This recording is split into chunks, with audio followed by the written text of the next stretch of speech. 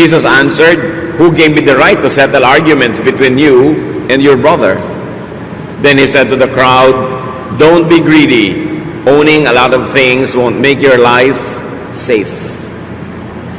Habang ang Panginoon ay nagpapagaling ng mga may sakit, nagtuturo ng daan patungo sa kaharian ng Diyos, meron namang biglang lumapit at iba naman ang request sa kanya. Mamagitan siya sa family squabble. Nagkakagalit ang dalawang magkapatid o ang magkakapatid tungkol sa mana nila sa kanilang yumaong magulang. At sabi niya kay Jesus, "Pwede bang mamagitan kayo at sabihin niyo sa kapatid ko na ibigay sa akin ang tamang mana na para sa akin?" At sabi naman ng Panginoon, sino naman ang nagsabing dapat akong maging hukom sa mga kaso ninyo ng mga ganyan? Bakit kailangan niya akong isangkot? At sinabihan niya ang lahat, kasama na rin yung nag-request na siya ay makialam sa hatian ng mana, huwag kayong maging mga sakim. Ang pagmamayari ng maraming bagay ay hindi nagbibigay ng katiyakan, ng kaligtasan, ng katiwasayan sa inyong buhay. So the man wanted to bring Jesus' spiritual ministry down to worldly and materialistic levels. Pati si Jesus gusto nilang isangkot sa kanilang mga hatian at mana-mana issues. Alam nyo, kahit ngayon mga kapatid, merong mga taga-church, lalapit sa pastor para tulungan silang mangolekta ng mga pautang. O kaya lalapit sa pastor para tulungan silang mangutang na hindi naman dapat ginagawa dahil hindi naman yun dapat ang pinagagagawa ng mga spiritual leaders. At napaka-sensitive ng Panginoon sa totoong problema, hindi lang yung hatian ng particular mana, ng particular family na yon, kundi a general human condition of greed. Kaya hindi lang yung lalaki ang pinagsabihan niya, yung lahat ng nakikinig. Sabi niya, huwag kayong magpapakasakim. People could be enslaved by greed and want of security. Bakit ba nagiging greedy ang mga tao? Kasi sa palagay nila, pag dumami yung nakuha nila, dumami yung kanilang ari-arian, yung naagaw nila sa iba, mas panatag at mas secure ang buhay nila. But people could damage and destroy family and social relations, in fact, their own souls, for money. Hindi na naman natin kailangang lumayo sa mga sarili-sarili nating pamilya, kumisan, mga kapitbahay, kaibigan, kamag-anak, nangyayari yan, nagkakawatak-watak ang mga pamilya, nagkakaaway-away, minsan nagkakapatayan pa dahil sa manahan at hatian ng mana. But the real problem here was exposed by Jesus. It is insecurity. People become greedy because they think that they have to protect themselves so that they could be more secure. But the real problem is not only insecurity, but also ignorance on how to be secure. The problem is looking for the wrong solutions to insecurity, and that is by having more. Sometimes at the expense of being godly, at the expense of our relationships with people. The problem is looking for the wrong solutions in the wrong places. So the bigger problem of humanity is mistaken definition of what security and what wealth means. How do you define security? May mga magulang ang i-define nila na security para sa mga anak nila, kailangan ang mapangasawa mo mayaman. Kailangan may magandang trabaho o may magandang negosyo. Never mind kung hindi naman mahal. Never mind kung pangit pala ugali ng pinakasalan. Financial security lang ang iniisip. Hindi kasali yung emotional security, hindi kasali yung spiritual security. At iba ko minsan, madalas pa nga, ang konsepto ng tao kung anong ibig sabihin na maging mayaman. 99% yaman lang sa pera ang itinuturing na kayamanan. Because people could be so physical, people could be so materialistic. Luke 12:16-17. So Jesus told them this story. So may kadugtong agad na kwento ang Panginoon para ipakita ang point niya na hindi lang pera-pera ang buhay. A rich man's farm produced a big crop.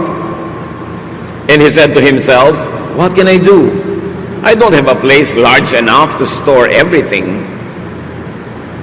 Ang problema ko minsan ng mga nagbubukid, magsasaka, maging big-time farmers, landowners, madalas, konti lang ang ani.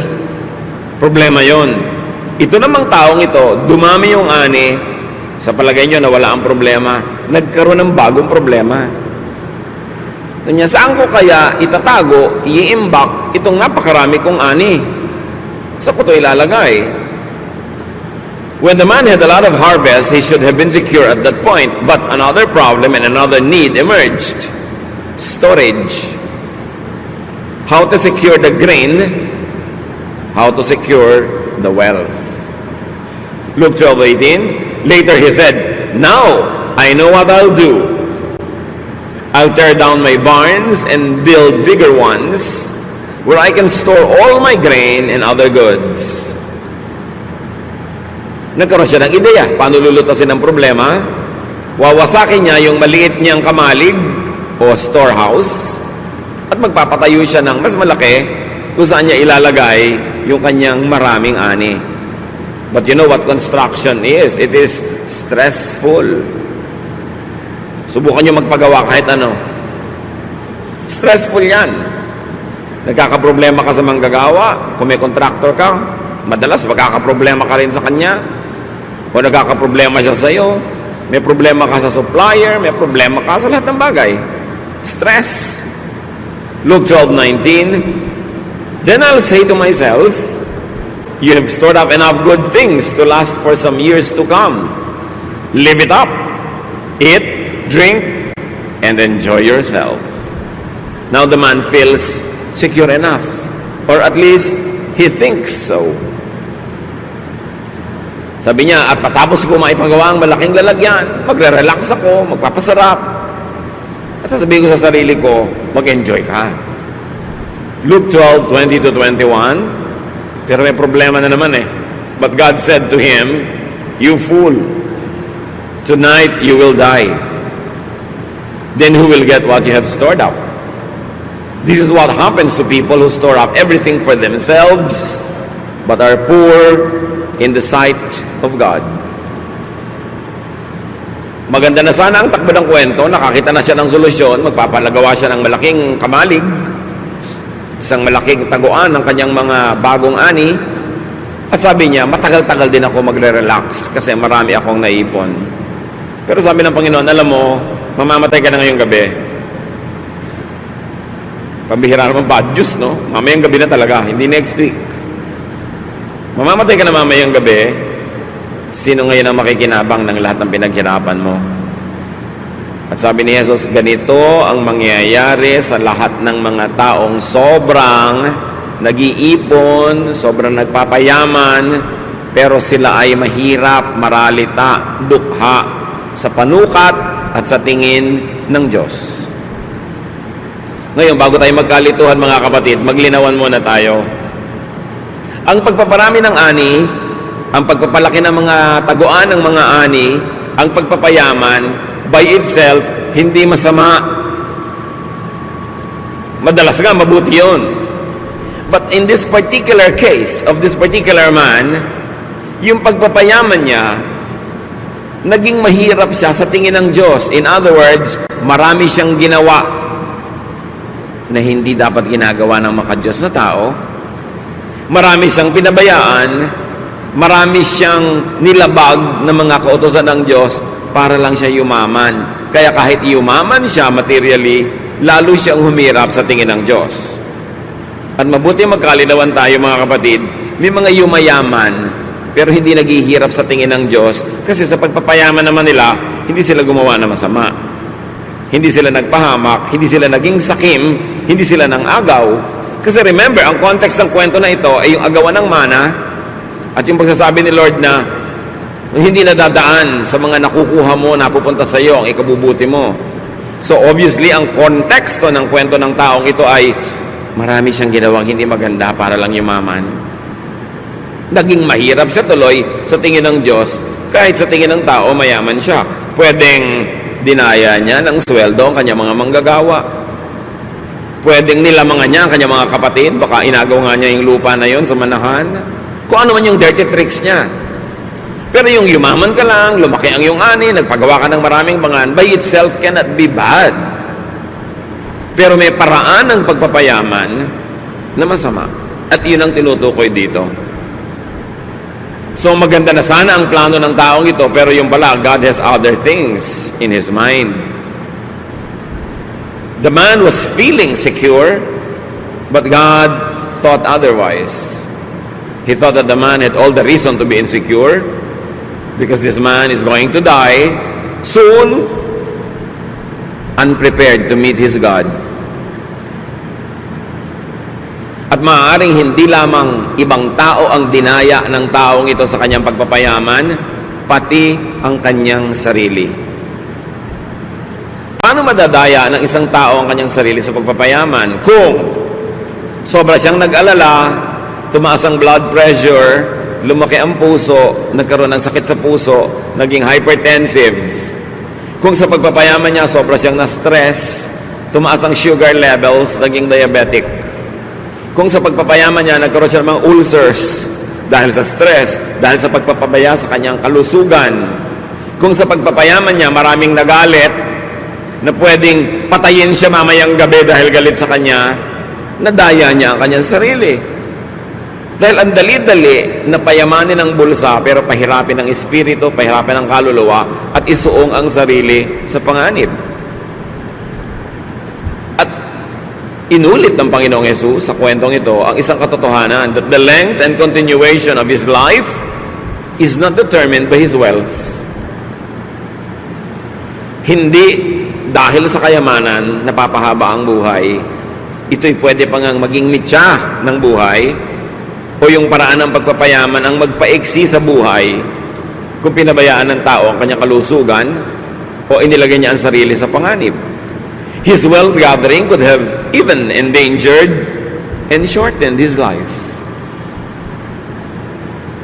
It could have blinded him to what was more important to secure, meaning his spirituality, his eternal life, his eternal standing with God, and his heavenly wealth. Pwedeng lahat yan mapabayaan sa sobrang sikap ng taong maging secure. They steal from Peter to give to John. To be able to give to their pocket, they steal from their brothers and sisters. They steal from their own selves. They steal from their own family. Anong ninanakaw nila? Time. Hindi na nila nabibigyan ng time ang pamilya, ang sarili. Hindi na nila nabibigyan ng time ang sariling maglingkod sa Diyos, sumamba ng tama, nadadaya ang sarili nang hindi napapansin. A person could be materially rich, but spiritually poor sa tingin ng Diyos. At ito ang kaso ng particular person na ito. A man could have filled his life with stress and toxins in trying to become rich or richer. And here's the tragedy, the saddest cut of all. He won't live long enough to enjoy the fruits of his stressful labor. At ang tanong sa kanya ng Panginoon, then who will get what you have stored up? May mga tao na kung magpabaya sa kalusugan, magpabaya sa pamilya, magpabaya sa sarili, parang mabubuhay sila lagi ng matagal para makabawi. Hindi na maka-attend sa mga event ng anak. Di bali anak, pagtapos na itong project ko, biglang malaki na ang kinita ko, may pera tayo sa bank, babawi ako sa iyo. Di bali wife, di bali husband, babawi ako sa iyo. Pagka nakuha ko na itong deal na to, pag sigurado na yung pera natin. Di bali po tatay, nanay, babawi ako. Malay niyo kung makakabawi kayo. Sinong nakakaalam kung mabubuhay tayo na matagal? At sino naman ang nakakatiyak na lahat ng pinaghirapan niya at kinita ay siya rin ang makikinabang o baka iba? Ecclesiastes 2:18, suddenly I realized that others would someday get everything I had worked for so hard. Then I started hating it all. Si Solomon ito, na sobrang nagpakatalino, nagpundar, nagpayaman, pero sabi niya, alam niyo na pag-isip-isip ko, mamamatay ako, maaaring biglaan o kahit magtagal pa man, hindi rin ako ang gagamit at makikinabang sa lahat ng naipundar ko. Kaya bigla ako nawala ng gana, sabi niya. Ecclesiastes 2:21, when we use our wisdom, knowledge, and skill to get what we own, why do we have to leave it to someone who didn't work for it? This is senseless and wrong. Napag-isip-isip ni Solomon, kung ginamit mo lahat ng galing mo, husay, naghirap ka, makakapagparami ka ng kayamanan na iiwan mo sa mga taong hindi naman naghirap para doon. Pwedeng asawa mo o anak mo o sino man, o kung sino man bigla yung nakamana o nakasambot, nakasalo, nakaagaw ng kayamanan mo. Sabi niya, mali ito. So, alin ang mali? Yung iiwan mo ang kayamanan mo sa iba o sobra mong dayain ang sarili mo, kawawain ang sarili mo at yung kapwa mo para ka magkaroon ng maraming pera hindi mo naman kayang ubusin at iiwan mo rin sa iba. Maaaring hindi mo kayang ubusin sa dami o kaya hindi mo kayang ubusin kasi mamamatay ka na pala. Iba ang makikinabang. Immediately may lesson dito mga kapatid. Have a slice of life every day, even during the days that you work hard. Kahit kayo nasa gitna ng isang napakahalagang proyekto na pwede kayong sobrang yumaman, huwag ninyong i-hold ang lahat ng bagay. Birthday ng asawa, birthday ng anak, may pagtitipon, meron kayong dapat magkita-kita. Saka na, next year na ako babawi. Paano kayo nakatiyak na may next year? Kaya dapat araw-araw, linggo-linggo, buwan-buwan, iniaagaw yung kasiyahan, yung pag-enjoy, yung pagiging mabuti, maibigin, mapagmahal, thoughtful, laging isinisingit kahit busy-busy kayo na nagpapayaman at sinasabi nyo, di bale, matapos lang ito. Mag-enjoy na tayo. Eh kung yun nga, binawian ka bigla ng buhay o kaya sila ang binawian ng buhay. Kaya dapat huwag ipagsapalaran ng ganung mga halagang bagay. Laging isingit. Huwag kayong ipon ng 10 taon, tipid ng tipid, hirap na hirap para magkaroon ng grand vacation after 10 years. Eh kung ika-9th year, kayo biglang natigbak. Paano? Siyempre, kung may asawa kayo na byuda siya, tuloy ang biyahe. Iba na lang nga ang kasama. Sabi ni Solomon, bakit may kailangan mag-enjoy ng pinaghirapan ko? Nangyayari yan. Hindi masamang magplano, magtipid, para sa isang malaking bakasyon o malaking project. Pero huwag niyong kalimutang magkaroon din ng mumunting mga bakasyon, mumunting mga piyesta, mumunting mga saya, kahit sa panahon na busy kayo trying to collect wealth. Don't put all of your pleasures and your happiness and your kindness and love on hold because you're waiting for a big day. Because it will happen, it might come, but you are not sure if you will be there to enjoy it. Kapag nakinig tayo sa mga turo ni Jesus, live by the day, nakinig tayo sa mga turo ni Solomon, huwag kayong sobrang ipon at baka mamaya, wala naman kayo para yan ma-enjoy. Ibig sabihin lang, be fair to yourself, be fair to your loved ones, be fair to your family. Don't put all of your security in what you are trying to collect, to amass. Because life could be taken back anytime.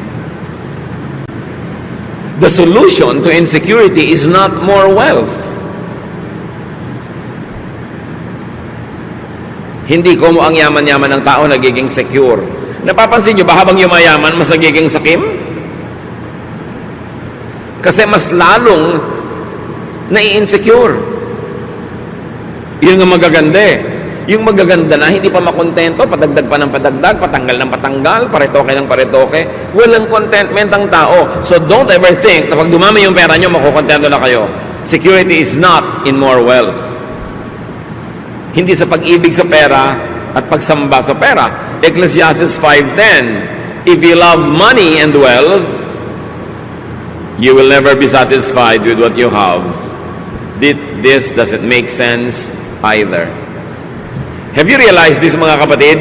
You are never satisfied with anything that you love. Kaya pag tao yung love nyo, you are never satisfied. Laging kulang ang oras, kulang ang panahon, kulang ang pag-ibig, kulang at kulang at kulang. Kasi ang iniibig, nagiging poon. Nakaka-addict. Lalo lang nagiging kulang. So kung pera ang iibigin ng tao, hindi siya kahit kailan makokontento. Ecclesiastes 5:11, the more you have, the more everyone expects from you. Your money won't do you any good. Others will just spend it for you. Tanungin niyo ang mga OFWs kung hindi yan totoo. Sabi niya, alam niyo, hindi solusyon na dumami ang pera para ka maging secure. Subukan ninyo. Sabi niya, padamihin mo ang pera mo, pagtagumpayin mong negosyo mo, palakihin mo ang sweldo mo, dumadami ang hihingi, dumadami ang aasa, kulang at kulang pa rin. Sige, patayin mo ang sarili mo, magsakripisyo ka, magpakatandang dalaga ka, magpakatandang binata ka, sige, kumita ka ng kumita, uubusin ng mga kapatid mo, ng nanay mo, tatay mo, kung sino-sino, mga pinsan mo, ang perang kinikita mo. Sige, patayin ang sarili mo. Akala mo, tama yan? You think that by earning more money, you will have more money? No! By earning more money, more people will spend it for you. Sabi, kailangan magpakatalino ka sa buhay. Hindi pagdadagdag ng pera ang solusyon sa lahat. And here, we should apply the lesson spiritually. People could self-destruct when they sacrifice health for wealth. Maraming ganyan. Inuubos ang kalusugan. They squander their health for wealth. They burn their candles at both ends. Nagkakasakit-sakit, nagkakasira-sira ang kalusugan, nakakakain ng mali o hindi nakakakain ng tama sa paghahanap ng pera, sa pagnenegosyo, sa pakikisama, sa pakikitungo, sa mga makakapagbigay ng malalaking deal. They squander their health. Okay, then they will have the wealth. Then they will have to squander all that wealth to get healthy again kasi nagkasakit na. May mga taong inuubos ang kanilang kabataan, ang kanilang lusog para magkapera. At pag nagkapera na, uubusin naman nila yun sa pagpapagamot dahil winasak na nila yung kanilang buong kalusugan. People could self-destruct when they sacrifice spirit for body. When they sacrifice peace and serenity for vexing materialism and worldliness. Bawat pag-alala, bawat takot, bawat nerbiyos, bawat galit, may bayad ang emosyon, may bayad ang spirito. Hindi nga lang laging nasusukat sa pera, kaya hindi nahahalata. Kung pipili kayo, matiwasay na pamumuhay na hindi sobrang daming pera, o ang daming pera pero ang gulo, doon na lang kayo sa matiwasay. Kasi malaki din ang bayad pag ang espiritu ay ligalig, gulo, vexed, stressed. May natural question naman ng mga tao, but how about our needs? Paano naman ang pangangailangan namin kung magre-relax na lang ba kami? What is the solution for and to insecurity? Luke 12:22-23. Jesus said to his disciples, I tell you not to worry about your life. Don't worry about having something to eat or wear. Life is more than food or clothing. Siyempre, ito ay a poetic language, meaning exaggerated yung language. It doesn't have to be taken fully in its exaggeration. Hindi naman sinasabi ng Panginoon na huwag na kayo mag-isip kahit paano kung may kakainin ba kayo, may hanap buhay ba kayo, kundi huwag yun ang gawing pangunahing issue ng buhay. Hindi kailangang matabunan ng mga issue na ito yung mas mahalaga. Because life is more than just survival. Life is more than just existence. Ngayon, yung mga hayop, they are just there to survive and to exist. Kaya sabi sa Luke 12:24-30, Look at the crows. They don't plant or harvest. They don't have storehouses or barns. But God takes care of them. You are much more important than any birds. Can worry make you live longer? So ipinakita ni Lord, tao kayo, meron kayong ibang mas mataas na layunin sa buhay. Yung mga hayop, ang layunin lang nila mabuhay. In fact, hindi naman alam ng mga hayop na mamamatay sila eh. Tao lang sa creation ang alam niya na mamamatay siya. Kaya sabi niya, tingnan mo yung mga hayop, hindi sila nag-aalala. Eh sila nga mga hayop, pero inaalagaan sila ng Diyos. Kayo pa kaya na mga tao? Dapat mas mataas kaysa sa mga hayop ang inyong iniisip. Ang iniisip lang ng hayop sa umaga, makakain, tas masaya na siya. Pero hindi lang pagkain o inumin ang iniisip ng tao. So dapat may gawin kang gawin para masecure na yung pagkain at iniinom mo at nang meron ka naman ngayong oras para gawin yung mas mahalaga sa buhay. Kaya ang sobrang karukhaan ay kaaway ng ating espiritualidad. Kasi pag isang kahig, isang tuka, isang trabaho, isang kain, isang trabaho, isang kain, mauubos na lang yung buhay mo, hindi ka nakalampas doon sa basic na kailangan kang may kainin, inumin, ibayad sa kuryente, tubig, may ipamasahe, tapos namatay ka na lang, yun na lang ba ang buhay? Kailangan ng tao makalampas sa basic needs niya, financially, materially, and very importantly, spiritually and intellectually. Kailangan siya secure enough para hindi yan ang pinoproblema niya at makapag-focus siya sa mas mataas na layunin kung ba't siya nabubuhay sa mundo. At yan ang malungkot, maraming mga tao, because they are saddled with poverty, they are not able to go beyond the basic necessities of life all their lives. Hindi na natupad yung mga dapat mangyari. Yung mga musician dapat walang na-compose ng musika. Yung mga dapat writer walang naisulat. Yung mga dapat philosopher hindi nakapag-isip at nakapagturo kasi araw-araw wala silang ginawa kundi maghanap ng iinumin at kakainin para lang sila mga ibon. Kaya duty natin ng mga tao sa ating sarili na paunlarin ang ating buhay, magsikap tayo, magpakasipag, magtrabaho doon sa area kung saan tayo binigyan ng Panginoon ng mga gifts and strengths and talents para yung kailangan natin meron. At pag nandun na yun, secure na tayo para mag-isip ng ano pa nga ba ang mission ko sa buhay? Ano pa ang dapat kong tungkuling gampanan? At ano pang mga sarap ang dapat kong lasapin na naghihintay sa akin dahil kaya naman ako nilikha ng Diyos para ma-enjoy ko ang kanyang creation. Hindi para araw-araw maghanap buhay lang ako na kulang at kulang pa rin. Kaya dapat ang tao, una, nagsisikap, maging self-sufficient siya, hindi siya aasa sa iba. Makaproduce siya ng sapat sa kanyang sarili.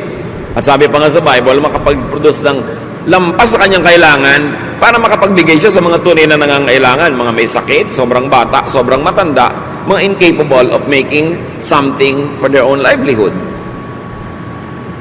At pagkatapos nun, to focus on higher levels of existence, on higher callings, on more profound devotions, bago siya humarap sa may kapal. Kaya kalaban natin ang poverty. Ang solusyon, lahat magsikap. Ang solusyon, magpakabuti, magpakahusay, tulungan ng kapwa para maging mahusay din siya, para lahat tayo makagraduate sa survival level. Nakakalungkot, alam nyo yan, marami mga tao mula isilang hanggang mamatay, isang kahig, isang tuka. Hindi natupad ang napakaraming magagandang bagay na mangyari dapat kasi inalipin ng karukhaan. Maaaring karukhaan na minanan niya at mga karukhaang inimbento na rin niya para sa sarili niya dahil wala siya sa ganap na ginawa para matakasan niya yon sa kanyang sariling panahon. Verse 26, Luke 12. If you don't have power over small things, why worry about everything else? Look how the wildflowers grow. They don't work hard to make their clothes. But I tell you that Solomon with all his wealth wasn't as well clothed as one of these flowers. God gives us beauty to everything that grows in the fields, even though it is here today and thrown into a fire tomorrow, won't He do even more for you? You have such little faith. Don't keep worrying about having something to eat or drink. Only people who don't know God are always worried about such things.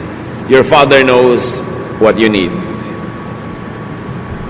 Magkakakonekta itong mga teachings na ito ni Jesus tungkol sa greed, security, tungkol sa sense of security, sense of meaning. May kahulugan lahat. Kailangan, hindi lang sa material na bagay ka nakatuon. Pero para ka makalaya sa pagtutuon sa material na bagay, dapat ma-meet mo na yung mga basic needs mo. Then lalaya ka na, then higher needs naman. But in all levels of society, rich or poor, man's usual worry is material security. Hindi ko mamayaman ng tao, secure na. Kaya mga yumayaman nga, ayaw tumigil pa magpayaman Kasi mas nai-insecure. Mas natatakot bumalik sa hirap. Mas nagkakaroon ng mga phobia. Ang solusyon nila, maging greedy. Hindi naman lahat. Pero madalas ganon. Man's usual neglect is spiritual security and wealth. Ano po ba ang spiritual wealth? Magkano yon? Hindi nga yun dinadaan sa pera. Ang kayamanan ng materialistic na tao, pera, ari-arian, bagay. Ang kayamanan ng spiritual na tao, peace, kapayapaan, katiwasayan. Ang kayamanan ng spiritual na tao, yung kagandahang asal, kagandahang loob. Yung iba naman, kaya nag-aasal hayop, kasi nga trying to survive. Pag hindi sila ng aga, wala silang kakainin. Nag-aasal hayop tuloy. Kaya mo sinisikap umunlad, maging mariwasa, para hindi ka kailangan mag-asal hayop, hindi ka kailangan makipagkagawan, hindi ka kailangan makipagtulakan. You can afford to be ethical, you can afford to be giving and forgiving, kasi meron ka naman. That's why it is doubly wrong for rich people to steal.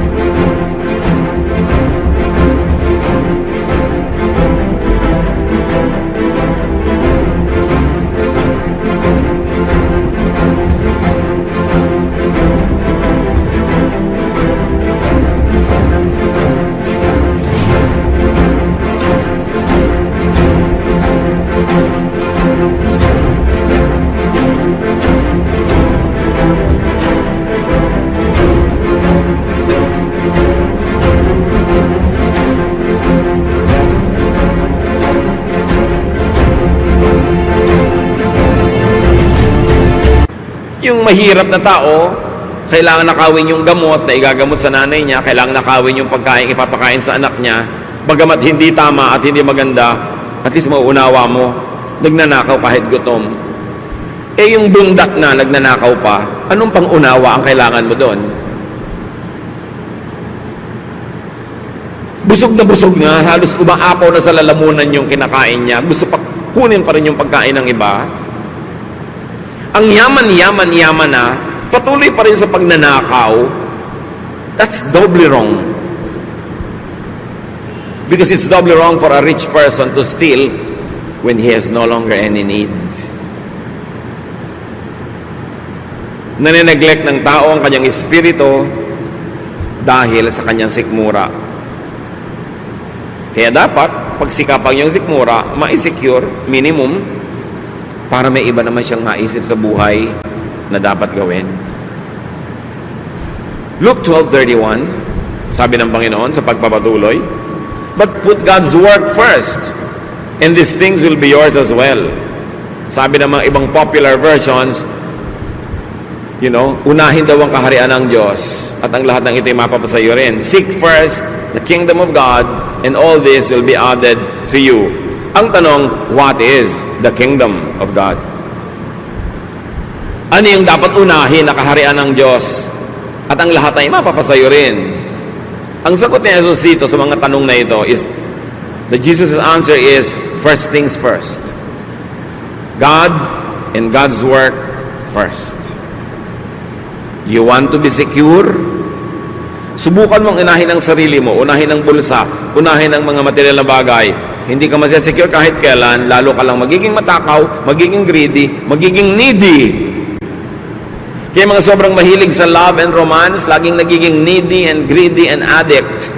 Hindi nasasatisfy kahit kailan. Kasi mali ang pinaghahanapan ng security.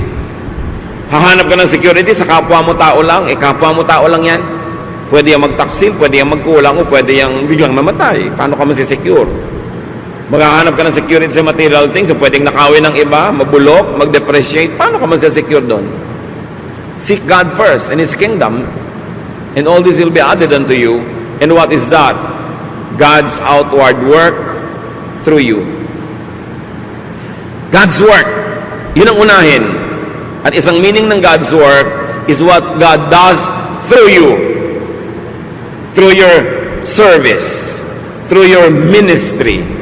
Unahin mo yon, dahil pag inuuna mo yon, malalagay ka sa tamang landas, kasabay mo si Jesus, sinusundan mo ang Diyos, yun ang daan patungo sa security.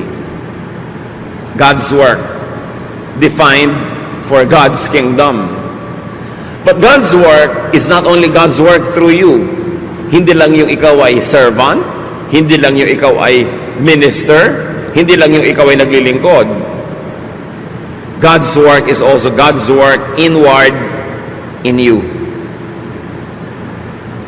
Dalawa ang gawain ng Panginoon. Gumawa through you, through your service, at gumawa in you. Yung nangyayari sa iyong kalooban, sa iyong espiritu, sa iyong kaluluwa, sa iyong pagkatao, maging sa iyong katawan. Unahin din yon. That is also seek first God's kingdom. Hayaan mong ang Panginoon ang magturo sa iyo, umakay, baguhin ang ating mga masasamang ugali, pagandahin yung magaganda ng mga ugali, lalo nang pagandahin pa yung makapaghari ang Espiritu ng Diyos sa ating puso na tayo nagkakaroon ng katahimikan, kapayapaan, contentment, godliness, joy. Unahin yon.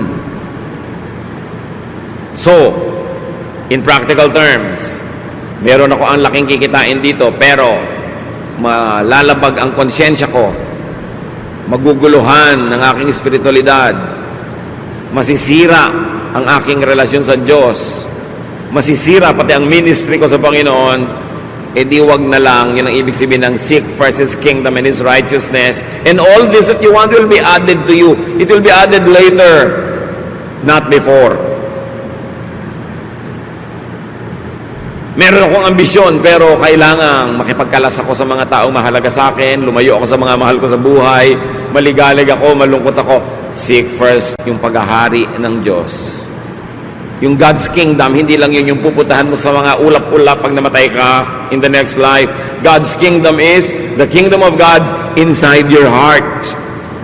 Ang paghahari ng Diyos, hindi sa mga alapaap, kundi sa puso mo. Yun ang unahin.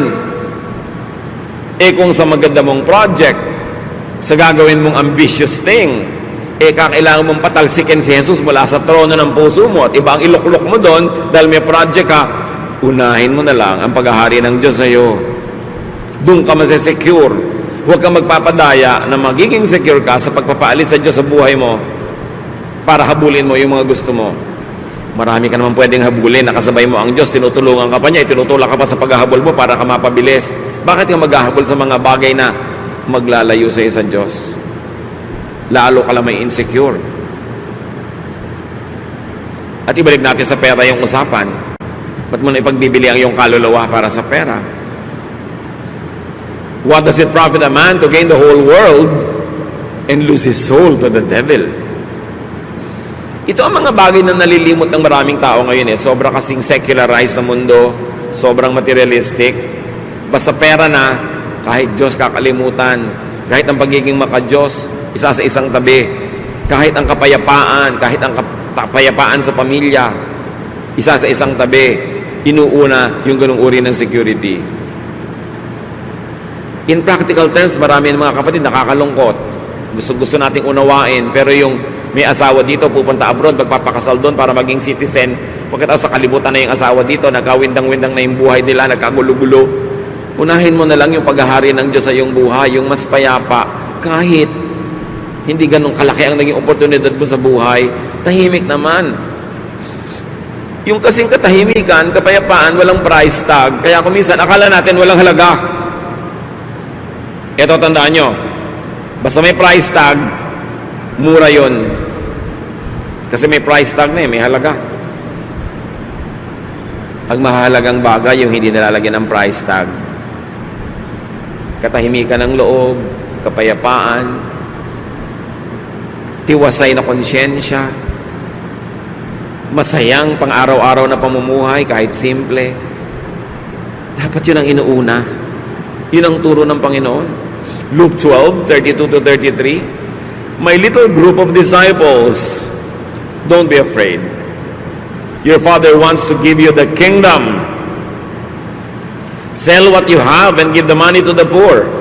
Make yourselves money bags that never wear out.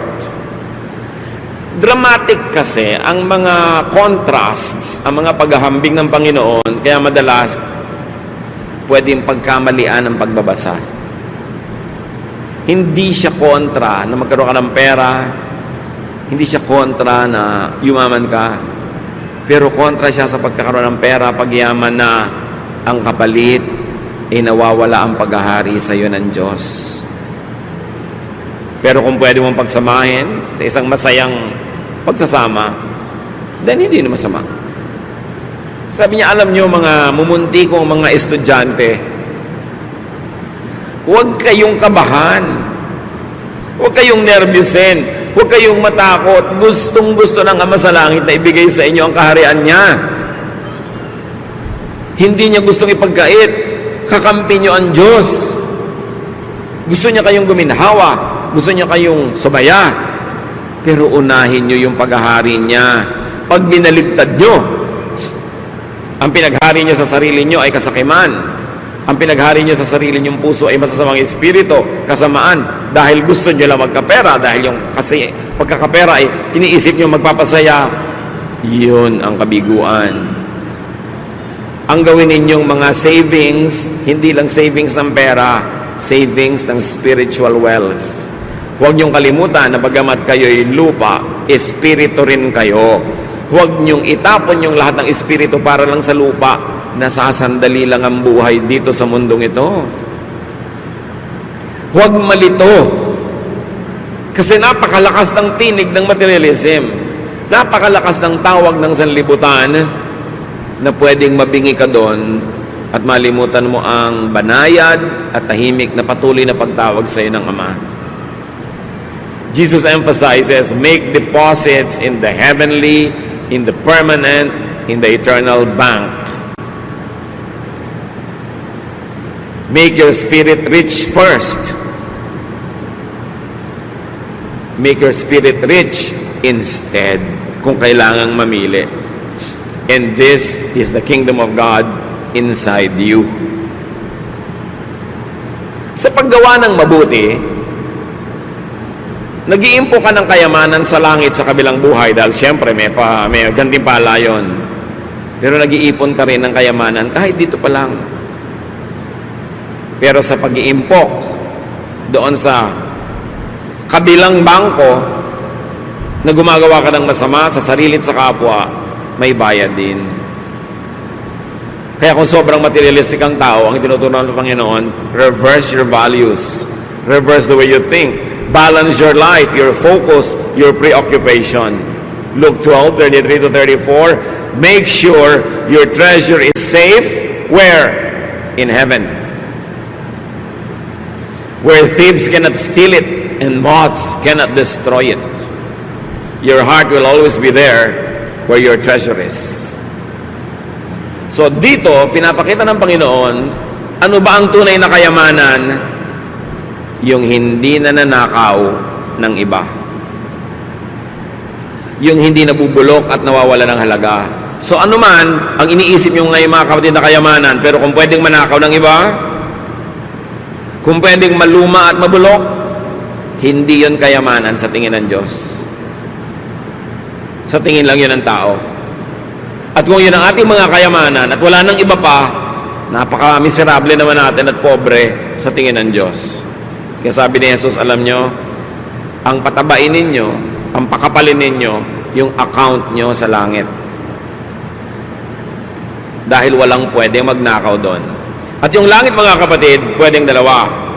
Yung pupuntahan ng tao matapos siya ay mamatay at maharap na siya sa Diyos, yun ang tinatawag nating eternal heaven. At may isa pang langit, yung daladala mo sa puso mo. Nandito na, ngayon na. Pag mayaman ka doon, ang kayamanan mo halimbawa, peace of mind. Sinong nanakaw nun? Ang kayamanan mo, godliness, honesty, contentment. Sinong pwede magnakaw nun? Kaya sabi, payamanin nyo yung kingdom of heaven in you and out there. Yun ang walang talo. Yun ang walang lugi. Heaven is that eternal home of the Spirit, but heaven is also the godly believer's heart. Where heaven comes down, where God reigns here and now. Gather treasures in heaven, meaning your heart. Gather treasures in the eternal heaven, meaning that place where you will go after this death. Dahil sa maiksing buhay dito sa lupa ka lang pwede mag-deposit doon. Pagkatapos ng buhay na ito, wala ka ng chance. Don't miss the golden opportunity to gather for yourselves treasures in heaven. There and here. Gather spiritual and intangible treasure that cannot be stolen. That is the solution to insecurity. Kasi ang tanong, paano ko masesecure? Lahat ng mga iniipon ko na nanakaw, naaagaw, di palitan mo kung anong iniipon mo. Yung hindi naaagaw, hindi na nanakaw, at dun ka palang magkakaroon ng kapayapaan. Hindi sasabing baliwalain mo ang iyong asawa na pwedeng manakaw o mamatay o maluma. Hindi ganon. Baliwalain mo ang iyong kotse o ang iyong bahay. Pero hindi sasabing no. Pero sinasabi lang, huwag yun ang gawin mong Diyos sa buhay mo. Gawin mo lang siyang dagdag, dekorasyon, icing, pero hindi siya ang cake. Ang tunay na cake, yung kayamanan mo sa langit at sa puso mo. Sabi niya, and all this will be added to you. Idadagdag din naman eh. Pero dagdag lang yun. Hindi yun ang main thing. Gather intangible treasure that will not depreciate. Like peace, contentment, restfulness of the spirit, goodness. Baka nga yung akala natin, taong kahirap-hirap, siya pala yung mayaman sa tingin ng Diyos eh. At yung taong sineselebrate natin ang yaman-yaman, ang hirap pala sa tingin ng Diyos. Paano pa kung ang yaman-yaman nasa tingin natin, tapos ang yaman-yaman pa sa tingin ng Diyos? Di ba? Heaven both ways. At pwede yon. Ngayon, kung hindi pwedeng sabay, ang sinasabi ni Jesus, unahin nyo na maging mayaman kayo sa tingin ng Diyos. Kasi ng tunay na kayamanang, hindi nagmamaliw, hindi nababago, hindi naluluma, at hindi nananakaw. Do not just be rich materially. It will only cause more insecurity. Do not just be beautiful physically or on the outside, because it will also cause insecurity. Yung magaganda, mas insecure nga eh, kasi ang dali-daling mawala ng kagandahan. Isang sunburn lang na natupok. Isang maling pangyayari sa buhay, pwedeng mawasak ang kagandahan. O kaya kahit walang masamang mangyari, sa paglipas ng panahon, talagang tinatawag ng lupa ang kagandahan. Kaya ang pati sa Bible, ang sinasabi, gusto niya maging talaga maganda, hindi masamang magpaganda sa labas, pero dapat mas maganda kayo sa loob. Kasi sa kalooban nakatingin ng Diyos. 1 Peter 3:3-4. Don't depend on things like fancy hairdos or gold jewelry, but expensive clothes to make you look beautiful. Be beautiful in your heart by being gentle and quiet. This kind of beauty will last, and God considers it very special. So maganda ka ba sa tingin ng Diyos? Yun ang unahin. Tapos maganda ka pa sa tingin ng tao, di doble, may bonus. Pero ang ganda-ganda mo sa tingin ng tao, tapos sa Diyos, hindi pala, lugi ka. Mahalaga unahin kung ano yung mas espiritual, ano yung nagtatagal, at ano yung mahalaga sa Diyos. Ano ang mga insecurities natin, mga kapatid? What are we insecure about? Siguro, kaya tayo insecure, yung pinaglalagakan, sinasandalan natin ng security, nananakaw, nawawala, pumukupas. Gusto ng Panginoon, matahimik tayo, magkaroon tayo ng sense of peace. Kaya gusto niya, maiba yung pananaw natin kung ano ang mahalaga, kung anong pinapahalagahan. Be changed by the renewing of your mind, so that you may prove what God's will is, His pleasing and perfect will. Sinasabi sa Romans. Kaya mahalaga, kung nai-insecure tayo, tanungin nyo, bakit ako na-insecure? Kasi yung kinakapitan ko, yung hinahabol ko, hinahangad ko, iniingatan ko, nawawala, nananakaw. Hindi pala ito ang gusto ng Diyos na unahin ko. That's why you have to let go and hold on to things that are eternal and important. Dear God, we thank you for reminding us about what is truly important.